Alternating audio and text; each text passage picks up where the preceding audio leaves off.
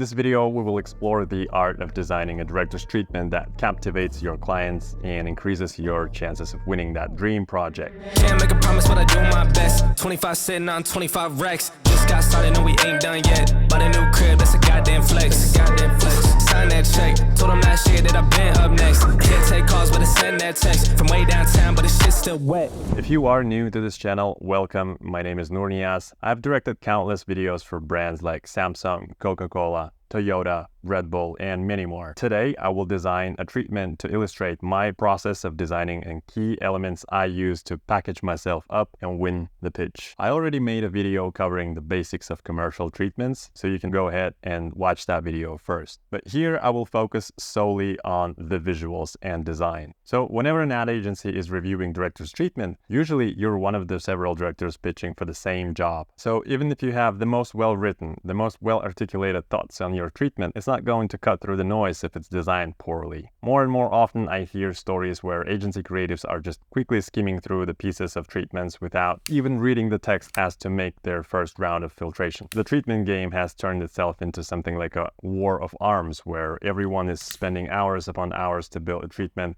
before ever having a chance to meet the agency creatives. And you can't even blame the agencies for not being attentive to your treatment.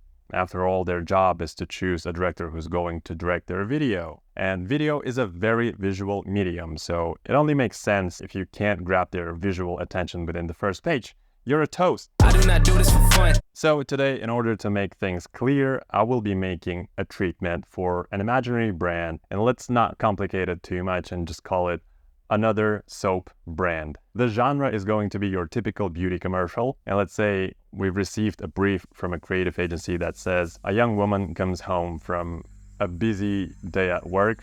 She hops into her bathtub, and once she applies the product, she transports into this beautiful abstract world full of pleasant scents as to illustrate the relaxing effect their essential oils have on your skin or nervous system. Okay, so this should be enough for us to get started with, and I can already imagine the video is going to be full of textures to tap into our senses, a lot of really intimate close-up shots. Sonically, the video is also going to be rich with sound design, and I can already hear the sounds of deep breath, the sounds of water drops all in reverb, and maybe some whoosh transitions and all that good jazz, you know. Right now, I'm going to put all these thoughts down on paper so that I don't forget it when I need it.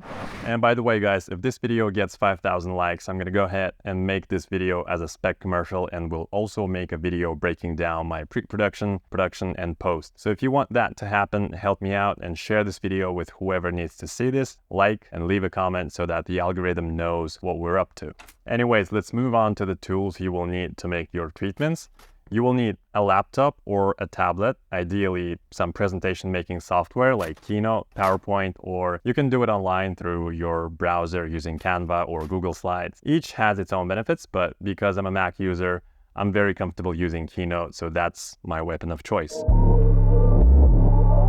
In my opinion, you should always think of your audience first. Who's going to watch the video? Your client, the brand, understands their customers very well. If you show your respect and understanding too, there are more chances for you to win the job. And once I research the brand and their typical audience, I hop onto Frameset to start looking at images and references to back my story. This will make your treatment dense and punchy. And guys, let me tell you this for the last time. Never ever use stock photos. There's nothing that will make your treatment look cheaper than a stock photo. Honestly shocked by how many beginner directors make this mistake. Only use high quality images that match the overall mood that you have on mind. And even if you use something like Frameset, you still have to be very picky and curate your image selection so that everything you put on your treatment looks holistic, as if the reader is already watching your video. You might be wondering, what if the brief says there should be 8 people in the room, but my reference shows 10 people in the room? Here's what I think. If it captures the right tone, go ahead and use it. On the other hand, if you come across an image with 8 people in the room, but the lighting is off, and if it doesn't capture the mood and their emotions are off, and even the aspect ratio and location seems off, then it's not a good image. What I really like about Frameset is how you can fine-tune your search prompt. So for example, for this ad, we will start with beauty commercial and see what it brings up.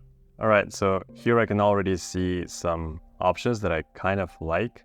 I will save them for now, just so that I can come back later if I need to. And as you can see, I can already fine-tune my search. I can select the exact color palette, the frame size, contrast, sharpness, and loads of other details.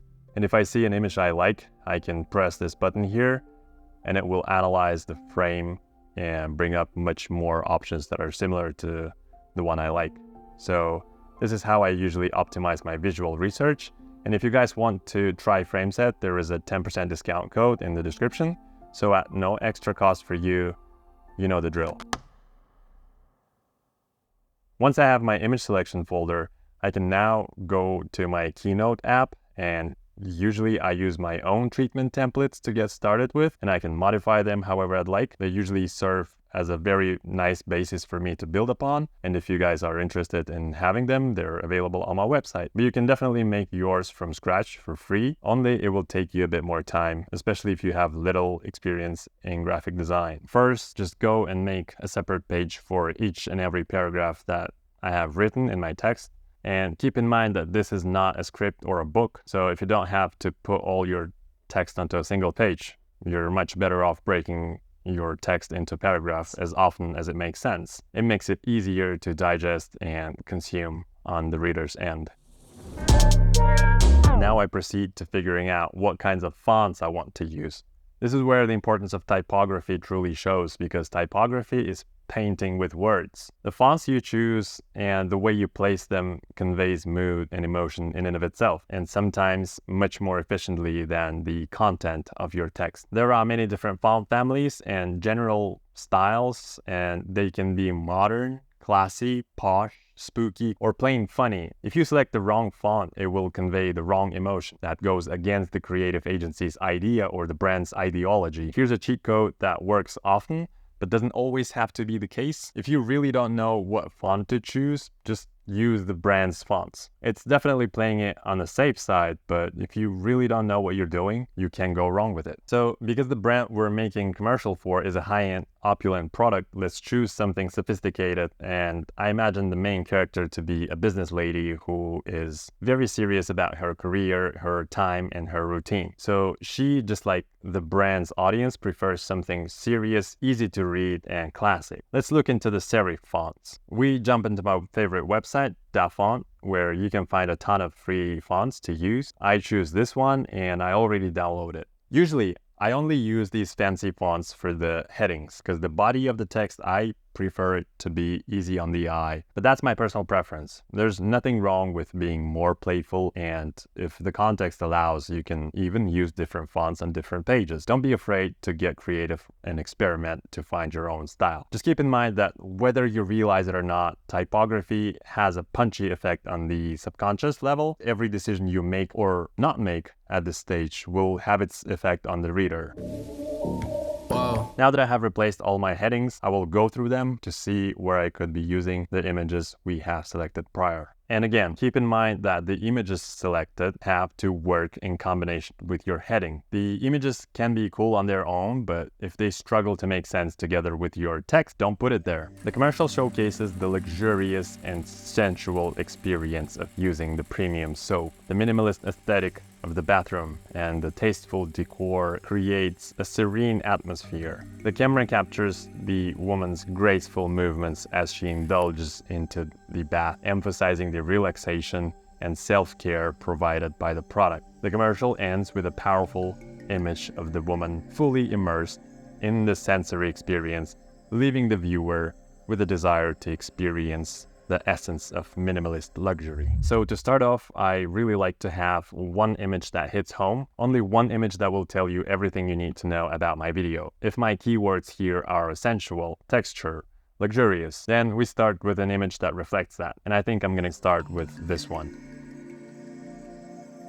Remember what I said about making your reader feel like they're already watching your video? To achieve this, ideally your image selection needs to be all in the same color palette. If that's not the case, you can always tweak your temperature, contrast, saturation within Keynote to make it match. With my treatments, I really like having a separate page for a general reference video at the beginning of my treatment so that the client understands what is the mood and storytelling tone we're after.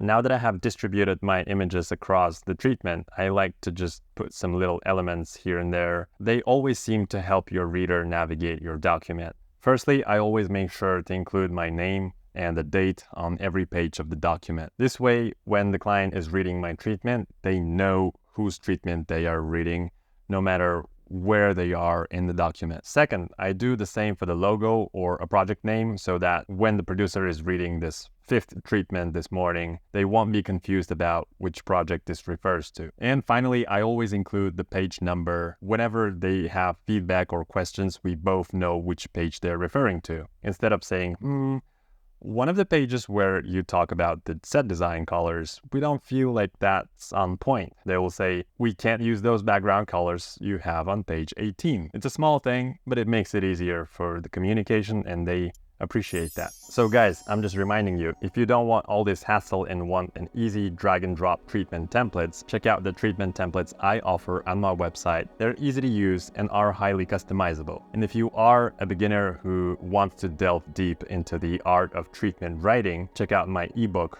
called Treatment Writing 101. It's also available on my website. Alright, so I go through my doc and now I see that I have to just fiddle with it a bit more, maybe changing some text boxes, alignments, and positions. And this is where I can really spend hours fine-tuning my treatment. So I have added some graphic design elements here and there to break up these masses of text.